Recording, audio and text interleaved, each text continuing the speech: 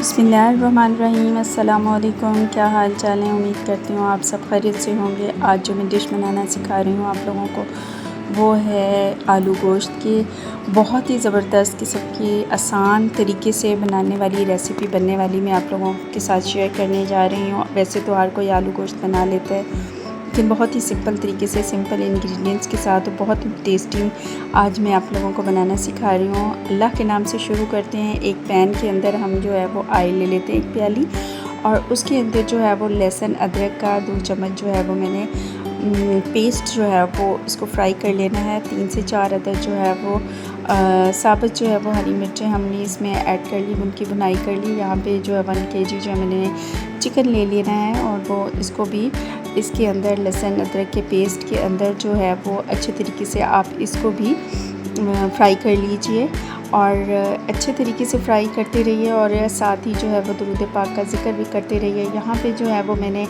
1 चम्मच जो है वो इसके अंदर सॉल्ट का ऐड कर देना है इस स्टेज पे, जब ये अच्छी तरीके से भुनाई कर रहे होते हैं। तो ये उसके साथ ही मैंने जो है वो 2 से 3 अदद जो हैं वो दरमियाने साइज़ के आलू ले लिए थे और उनके जो है मीडियम स्लाइस के जो है वो कट कर लिया था उनको, और वो ऐड कर लेने हैं। साथ ही जो है वो मैंने 1 टेबल स्पून जो है वो red chilli powder, 1 table spoon जो है वो मैंने इसमें जो है वो हल्दी का ले लेना है, और 1 चम्मच जो है वो मैंने इसमें जो है वो काली मिर्च का पाउडर ले लेना है।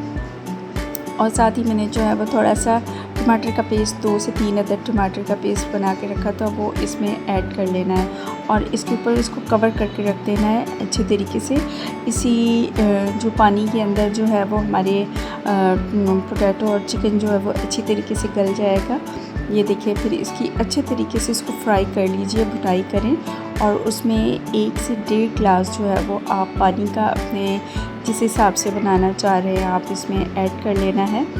और ये देखिए मैंने ऐड कर लिया। ये इतना मज़े का टेस्टी डिलीशियस झटपट बनने वाला है आलू गोश्त और बहुत ही मज़े का बना था, बहुत ही टेस्टी बना था। आप भी ज़रूर ट्राई कीजिएगा और मेरे चैनल को लाइक और सब्सक्राइब और शेयर और कमेंट ज़रूर कीजिएगा कहाँ से आप मेरी वीडियो को वॉच कर रहे हैं, ताकि जो है वो मैं आप लोगों के लिए अच्छी सी झटपट रेसिपीज़ तैयार होने वाली लेकर आऊँ। ऊपर से मैंने जो है वो इस पर हरा धनिया स्प्रिंकल कर दिया था, थोड़ा सा गरम मसाला ऐड कर लिया था। बहुत मज़े का बना था, आप भी ज़रूर ट्राई कीजिएगा।